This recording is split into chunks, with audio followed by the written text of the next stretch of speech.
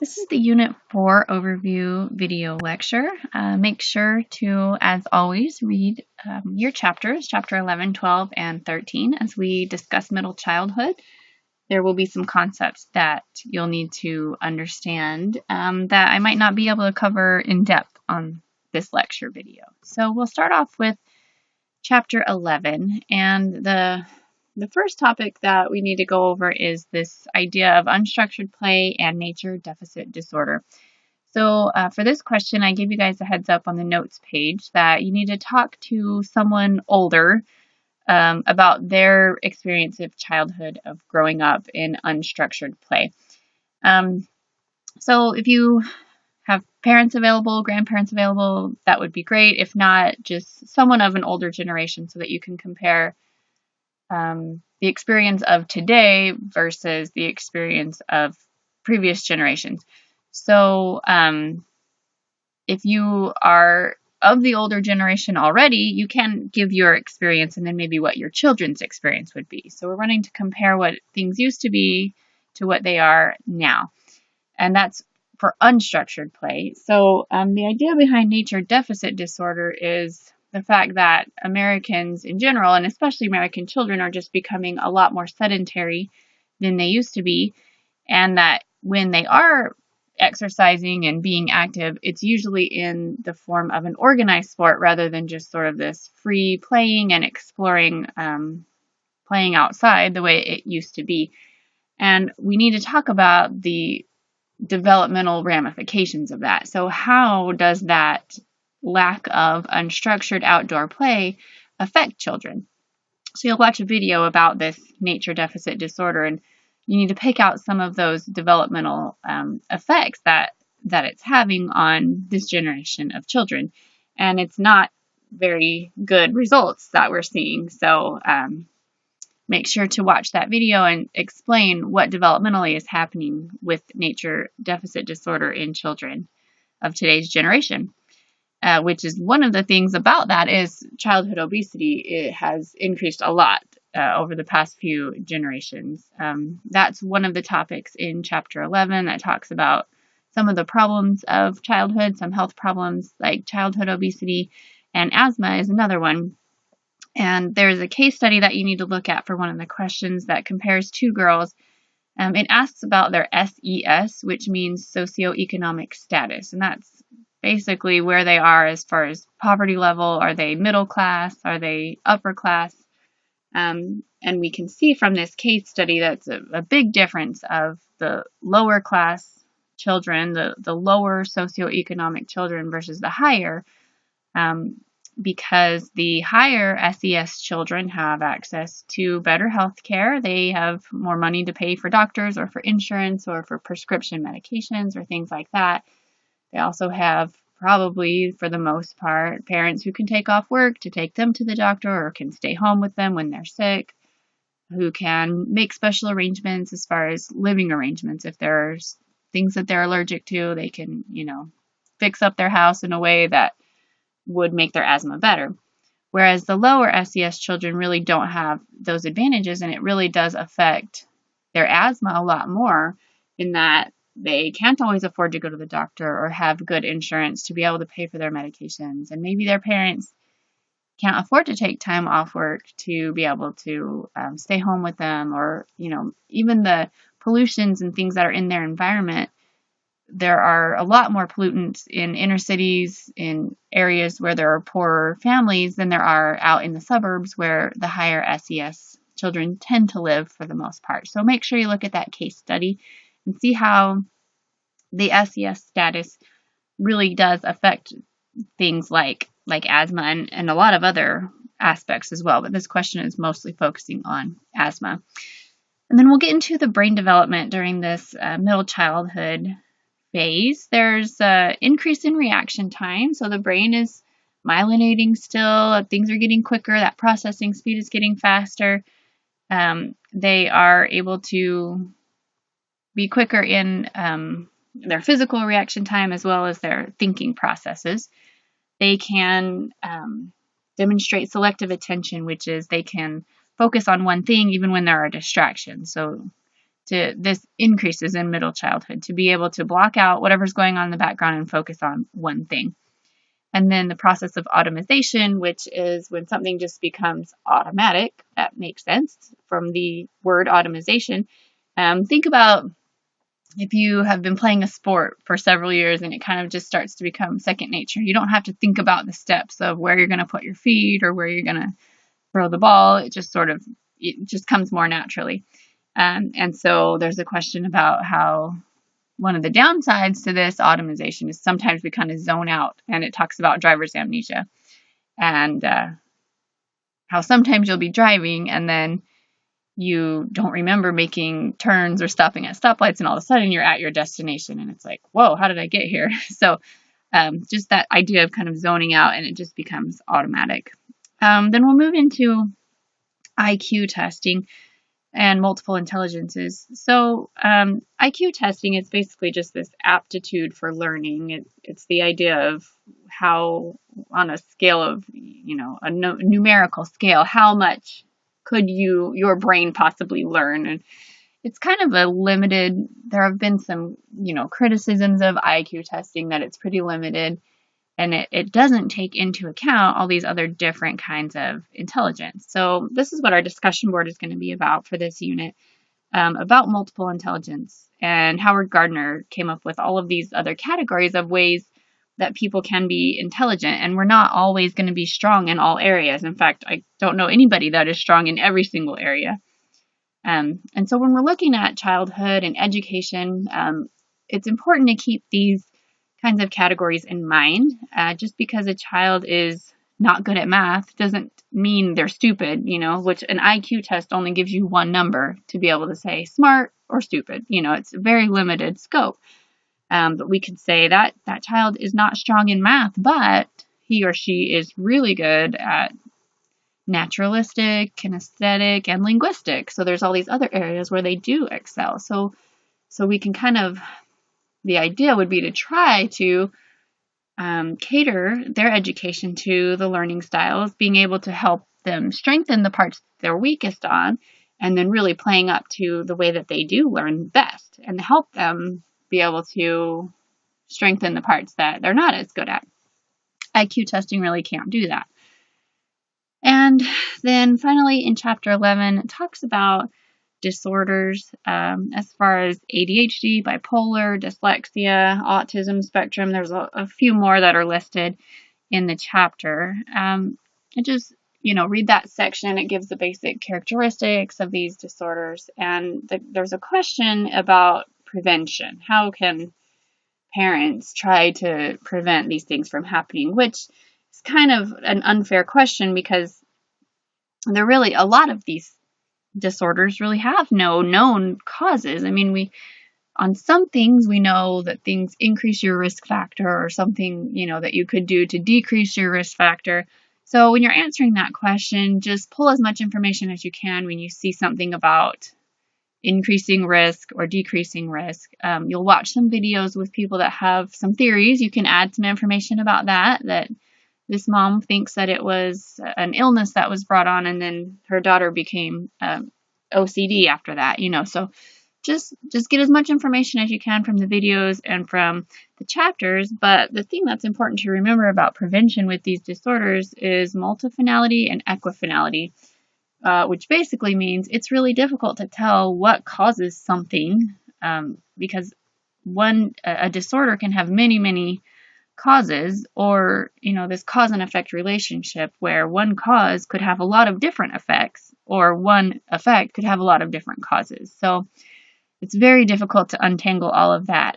So just remember that when you're answering that question, there are things that you can do to increase or decrease your risk, but it's really hard to know exactly and pinpoint what causes dyslexia. Well, we don't really know for 100% what does cause it, or autism, or any of the other ones. And then finally, we'll talk about education for special needs children, and the Special Education Act that was passed back in the 70s says that all children need to be educated in their LRE, which is their least restrictive environment. So back in the olden days, it was kind of just the thing to do was just send them to the special school or to the special class and to kind of exclude them from everybody else, no matter what the disorder was. So this act says whatever the least restrictive environment is that they can thrive in, then that's where you should put them. So that doesn't mean that all children are mainstreamed. Some special needs students still would be best in a special needs classroom. So it really depends on the situation, on the child, on the disorder, on the family. So many different factors go into that, which is why it can be difficult to determine where the best place is for those children. And you'll watch a video about a mom who is fighting to get her son put into a mainstream classroom. And you'll see some of the pros and cons for both sides on that. So when we're talking about this question as far as mainstreaming and inclusion, just to present evidence for the pros and cons for both sides, and then just know the difference between mainstreaming and inclusion. Mainstreaming being the special needs child is just put into the regular classroom without any extra help or anything. They're just expected to do everything that the other children are doing. Inclusion is where they're put into a regular classroom, but they have special considerations. Maybe they don't do the exact same schoolwork, or they have a special ed aide that is in there with them that helps them, can explain things a little bit differently to them, or things like that. Okay, in chapter 12 is the cognitive section. So again, we're going to talk about Piaget as always. This stage, the middle childhood stage, is the concrete operational stage for Piaget. Children in middle childhood, ages say 6 or 7 to about 11, they're more logical than they were in the previous stages. So before we saw them being very imaginative and not logical at all. And so these children now have the ability to be a lot more logical, and they are no longer egocentric as much as they used to be. They can still sometimes be egocentric, but they have earned that ability. They have learned how to see someone else's perspective. And so that really opens up the possibilities of things that they can think about. They still, though, have a hard time with, they haven't grasped that kind of abstract idea, something that's hypothetical, that they can't really think about something. They need a concrete idea to be able to think about. So they can do like math problems or something with ideas that maybe they aren't seeing it right there in front of them, but it's something they're familiar with. It's something that they've seen before or they have had experience with in the past. So they're not ready for abstract concepts just yet. They are capable of classification and transitive inference. Classification is the idea that we are categorizing our information as it comes in. So take, for example, foods. That would be a classification. So any food could fit into the food category. But then within that food category, there's vegetables and meat and drinks and desserts. And, so there's different little classifications. And in middle childhood is all about kind of taking all the data that we've gotten and all of this information that we have from the world around us and trying to organize it. So we're putting them into these categories. And then transitive inference is being able to piece together information without, maybe there's a missing piece. You don't have to have the whole picture to be able to figure out something. So like a math word problem or something where you're trying to figure out a missing part of the equation, middle childhood is where that develops.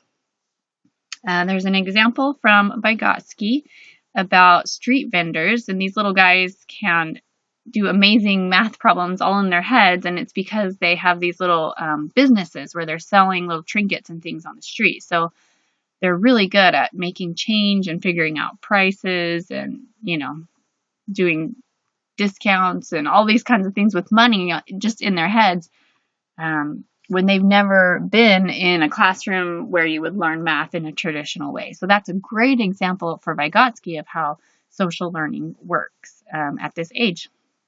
And then we'll talk a little bit about the information processing theory. It's sort of a broad kind of, a lot of different theories can fit into information processing, but the idea is that we look at the world and all of this information is coming in, then we are using our brain is kind of like a computer to categorize and classify and organize all this information, and then we can spit it back out later in different situations. We can draw conclusions from that. It's a pretty logical based kind of working model for how our thought processes work.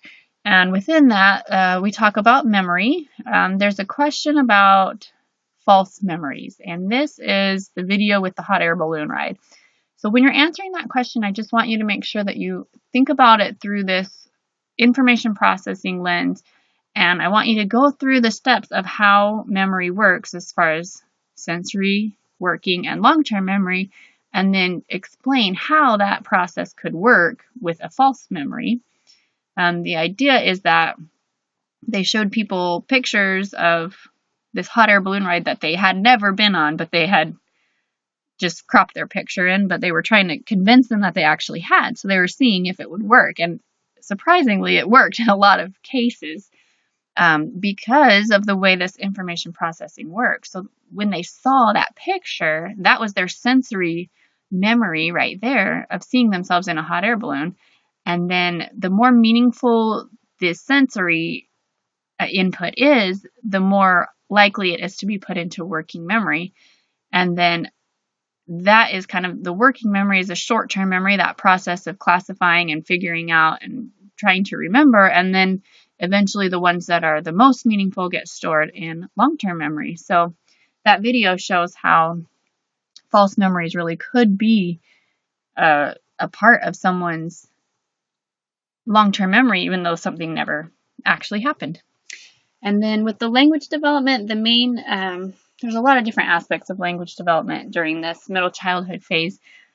These kiddos at this age are able to understand more metaphors, more jokes, things like that. They're becoming more pragmatic in their use of language, which pragmatics is being able to know what kind of codes of language are appropriate to use in different situations. So you have an informal code that you use with your buddies, but then you have a formal code that you would use with your teachers at school.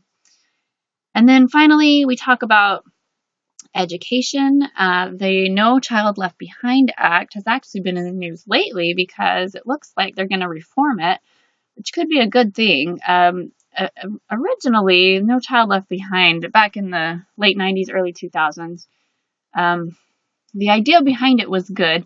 They were trying to set some standards so that the education practices would make sure that every child would have a mastery of certain things when they graduated from certain grades, so that it was more balanced. But what ended up happening because of that is a whole lot of testing. And there's been a lot of criticism of that process in recent years because we see these high stakes tests that are a lot of pressure on kids and on teachers and on school systems. And some schools actually get shut down if they don't have enough passing grades. And the focus has been put so much on these tests that we kind of forget about why we're actually trying to educate these children. And we don't take into account learning styles and, personality types and different levels of abilities for the children. It's all just based on this one test. So be watching the news. There's some things going on with No Child Left Behind that could change during this semester. Who knows?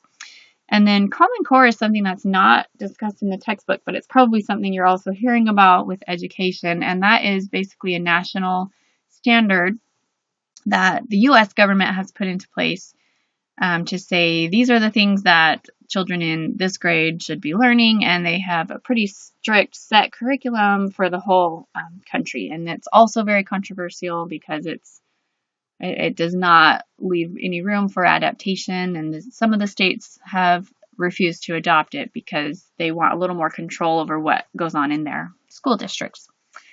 You need to know the differences between public, charter, private, and homeschooling. They're pretty set forward in the textbook. Charter schools are basically public schools. They're free. you don't have to pay to go to a charter school, but they have a little more control over some of their regulations and things that they do over their admissions, people that they'll allow into the school, smaller class sizes, things like that. And then private schools, obviously, you have to pay to go to a private school. So just make sure you read the section on those different types of schooling and the differences between each type. The last part is this video with Dr. Sachs, an interview, it's this book I think that he wrote called Boys Adrift. And the idea behind it is that boys in our culture today have lack of motivation, I guess, is the best way to say it. And this is not to say every boy is like this. And the question wants to know, have you seen this in your own life? Are there any examples that you can think of boys who lack motivation or to be able to do well in school and to really strive for excellence? It's this idea that boys don't have a lot of positive role models, and that that boys, because of that, are suffering, not being able to be as successful as they have been in previous generations, where there's been a lot of focus on feminism and girls being able to excel in math and sciences and all of these really good things for girls. But his idea is that the boys now have been kind of lagging behind. So take that as you will. It's a good interview. There are a lot of good points in there. So just make sure you're using the interview to base your answer on when you answer that question. In chapter 13, it's back to the psychosocial aspects of middle childhood. So we go to Erikson, and the stage that kids in this age group are in is industry versus inferiority. And the idea of effortful control is that kids at this age are starting to be able to be less impulsive. So when we talked about younger children not really thinking through anything, they just jump into something. The older children have this ability, or they are learning it, or should be able to have this ability to have a thought or have an impulse and then be able to say, no, I better not do that. They can have a little more self-control. And this is part of this industry stage that children at this age really want to be able to learn new things. They want to be good at things. And this is where the self-concept and self-esteem really comes in during this age group, is that they love to be helping. They love to be busy. They want to be good at things. So they're really excited to, win their basketball game, or they're going to enter a spelling bee and they're really excited to get first place in the spelling bee, or whatever it is that they're focusing on, this idea of industry, of being busy and being good at things and being helpful. And that's a lot of where the self-esteem comes from during this age group. Then we talk about family functioning and different family types in chapter 13. And there are 5 basic needs of children in this stage, which would be physical needs being met, learning, which goes back to this industry idea, self-respect, peer relationships, harmony, and stability. So the idea is that there are lots of different family types. And we can see from a lot of research that the most ideal family type is still a mom and a dad in a house together with a happy, harmonious family. But the reality is that doesn't always happen. And so no matter what the family type is, as long as these 5 things are there, then you still have a great chance of having successful family, happy kids, well-adjusted, well-developed family and children. So when we're looking at these different family types, just make sure to keep these 5 things in mind, that any kind of family can be successful if they are doing these 5 things. And then we do talk about divorce. The question, I think, asks about a good divorce versus a bad divorce. I really wouldn't classify any divorce as good, but I see their point when they ask the question that way, in that sometimes divorce is inevitable, and sometimes it is the better choice to remove conflict out of your family, if that's what, if it's to the point where a divorce is the better choice, then that will be better for the children. No matter, whatever the circumstances are, if you're to that point where divorce is the better option, then there are ways to have a more successful divorce that has a less negative impact on the children. So the ideas that they give are to minimize transitions, which it's pretty common in divorcing situations that there'll have to be a move or switching schools or, things like that. New relationships start and, so as far as the children goes, it's best to try to keep their life as stable as possible if you can. Keep them in the same school, let them keep their same friends, things like that. That will help. Keeping a relationship with both parents, as long as they can have that healthy relationship and there's no abuse or anything like that, then it's really important to have a relationship with both parents. And then getting support from other places. So for a single family to get support from their church or from their school or from their community, because it's much more difficult for one person to do all of the things that are necessary than it is for two people. That's just mathematics. So getting help with all of those things can really make a difference. And then the final one is minimizing conflict. And conflict is the thing that really hurts children when all of this is happening. So when we talk about how bad divorce is for children, a lot of that stems from conflict in the family. So as much as we can, it's important to try to minimize that conflict around the children and to not let them be in the middle of arguments. And it's very stressful for them, and that's where a lot of the negative influence from divorce comes from, is because there's a lot of conflict during that time. So those would be the recommendations as far as how to have a quote unquote good divorce. Okay, and then we'll talk about bullying a little bit.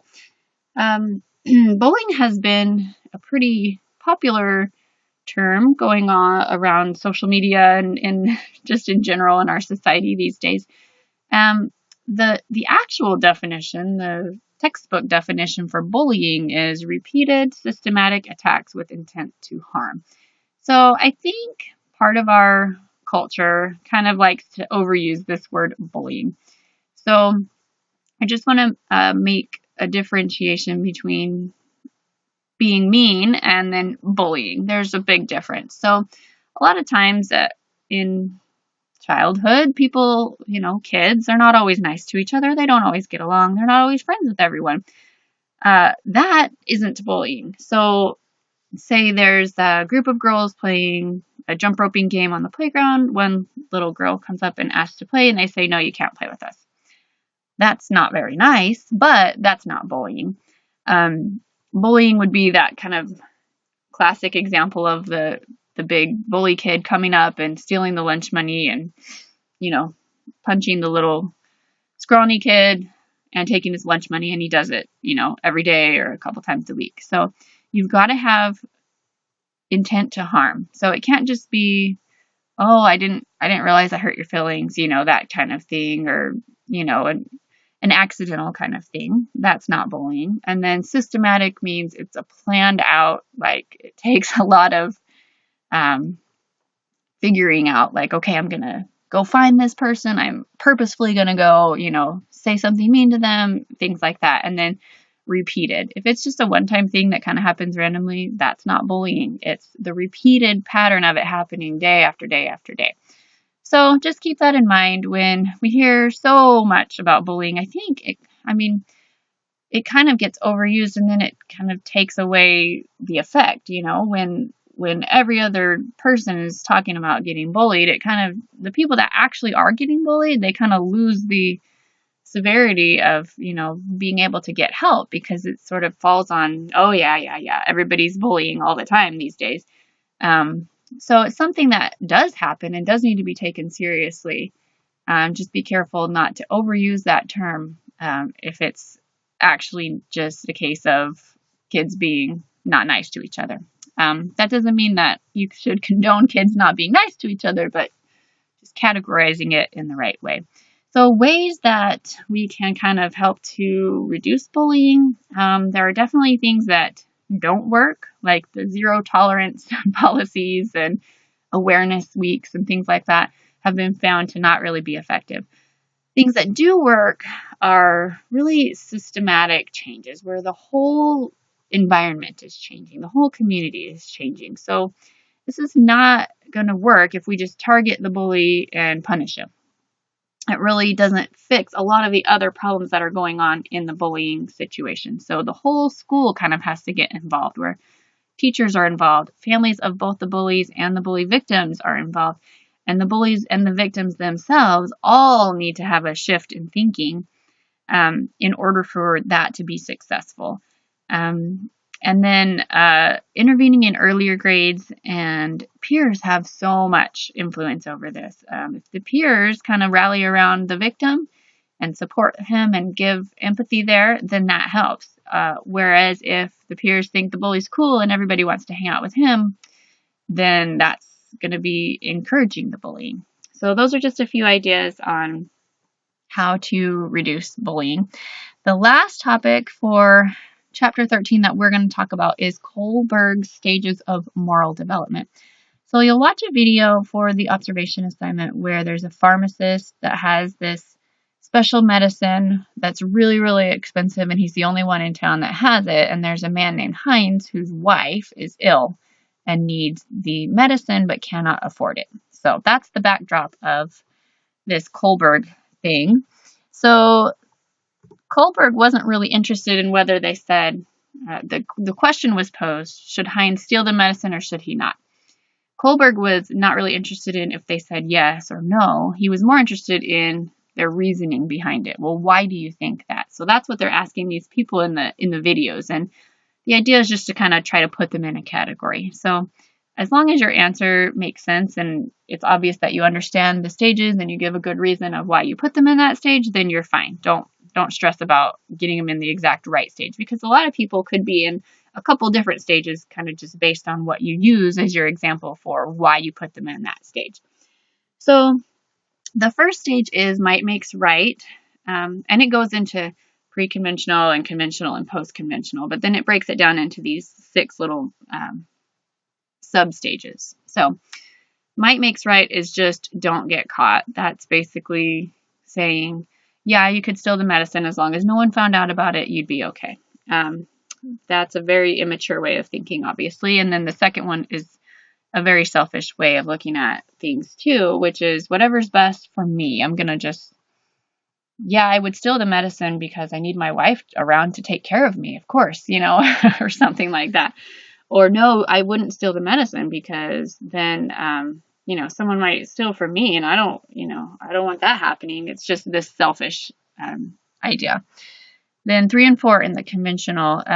Number 3 is the good girl or good boy, and this is social approval that they're looking for. So the reason behind not stealing a medicine would be, I don't want the pharmacist to be mad at me or something like that.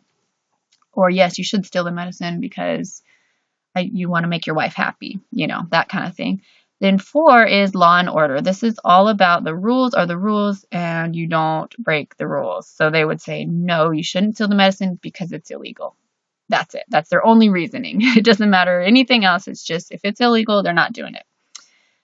Then number 5 is the social contract. So this would be this mutually agreed upon kind of ways to keep society organized.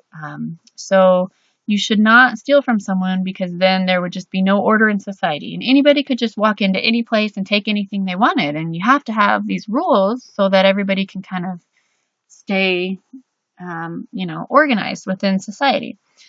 That would be number 5. And then number 6 is the highest, which is universal principles. That's more about things that are moral or ethical. So when they talk about human life is more important than money, that would probably be number 6. I mean, there's some confusion as far as, is number 6 really the highest? Or some people value law more than others.